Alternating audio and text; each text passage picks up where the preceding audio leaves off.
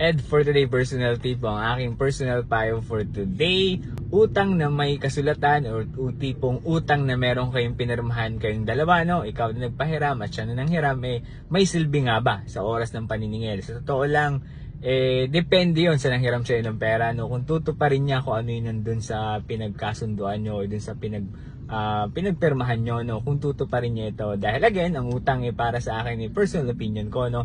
Commitment lang din kasi yan, no? Kumbaga, kung walang kasulatan pero ikaw bilang isang tao marunong ka talaga magbayad ng utang mo, hindi kailangan ng papel. Pero yung iba kasi nagre-require ng papel para kahit papaano meron silang habol, no?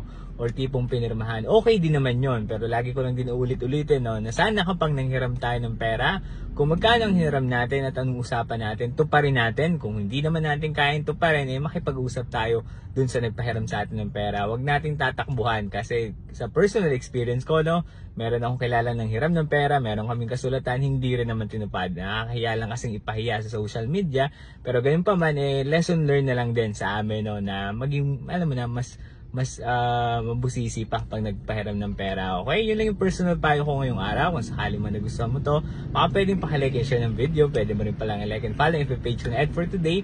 Pwede mo rin pala akong i-follow sa TikTok at pwede ka rin mag-subscribe sa YouTube ko. Yun lamang, salamat.